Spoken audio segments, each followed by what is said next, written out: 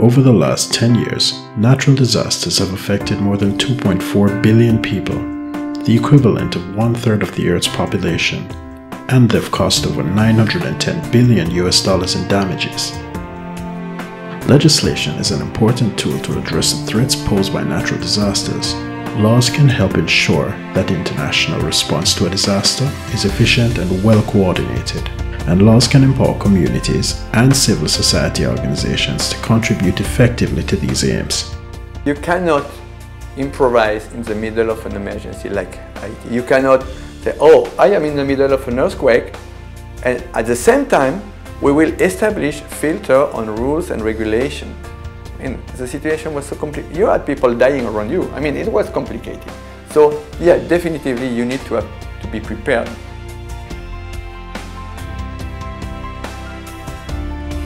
When governments are not legally prepared to receive international assistance, relief operations can become slower, less effective, and more expensive. Common legal barriers include entry visas and registration requirements, custom clearances and taxes, transportation permissions, and equipment restrictions. The difficulty for states to monitor and coordinate incoming assistance can mean poor quality goods and the unnecessary duplication of efforts. The IDRL guidelines, adopted by consensus by the 30th International Conference in 2007, are a set of recommendations to governments on how to prepare their laws to avoid these common challenges. Since 2007, more than 20 states with technical support from their national society and the IFRC have undertaken projects to review their legal preparedness for international assistance. To better prepare for a large-scale disaster for which the government may request international assistance, Uganda launched a project in early 2010. I think the IDRL project has been very successful in this country. It has made us look at the weaknesses within our legal and policy framework with response to international actors who come in to assist. And now Uganda is better positioned to deal with such situations in case they arose. Yes, those laws are important in such a way that they help us to prepare for eventualities, especially those that may overwhelm the country. It eases and quickens the process of bringing in humanitarian, relief items that are very much needed around that time, and also it helps us to control the quality of the relief that comes in.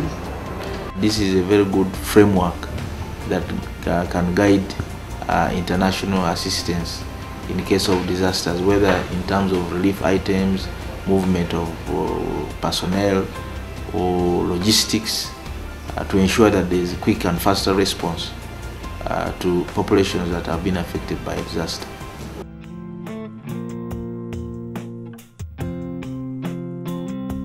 Empowering communities to enhance their own safety and reliance is an essential element of risk reduction, and the integration of community and civil society into disaster management makes it far more effective. Legislation can ensure this participation. In 2009, Tropical Storm Quetzana devastated the Philippines, and Quetzana drove home the urgency of disaster risk reduction. In the aftermath, the Philippines National Red Cross and other agencies lobbied hard for new legislation. As a result, a new law was passed in 2010. Number one, it is a very proactive law. It doesn't only focus on response, unlike the previous law, but then it's really looking into preparedness as well as risk reduction measures like mitigation.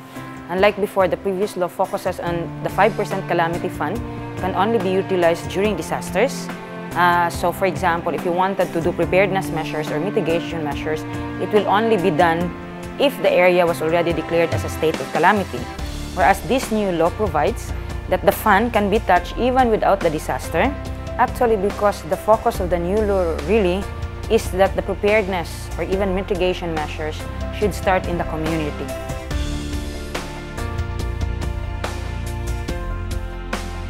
For survivors of a natural disaster, securing shelter is among the first immediate priorities.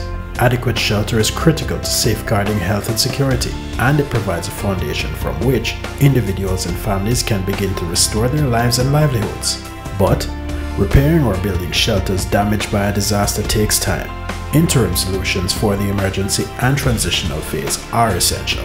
But too often, regulatory issues such as unsuited building standards and ambiguities in title create obstacles that delay assistance. The massive earthquake that struck Haiti in 2010 illustrates starkly these challenges and provides many valuable lessons and examples of practical solutions.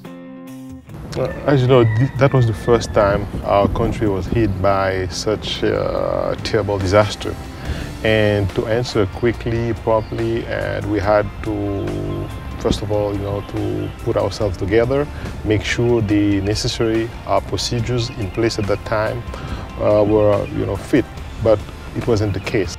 Very often, what happens with displacement is that it reinforces longer-term trends. And so the way that one goes about answering these immediate-term problems of providing shelter and beginning to move towards reconstruction and durable solutions to displacement often has very significant policy repercussions, and repercussions for the lives of people who've been displaced and for the people in the communities where they become displaced, who are also obviously affected positively and negatively by their presence. I think it's very important, especially if you look at a durable solution. We're talking here about temporary shelter, transitional shelter, but from the very beginning, even when you do transitional shelter after a huge disaster, you need to think about the future. And you need to envisage solutions for all types of people. Those who had property, those who were tenants, those who were landless, those who were living in slums.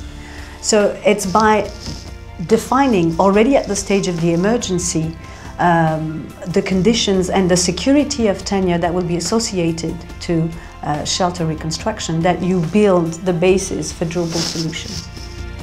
Experience shows that well-crafted laws can focus and strengthen efforts to prevent and respond to natural disasters. We have seen important advances in building legal preparedness for disasters over the past decade, but much more remains to be done.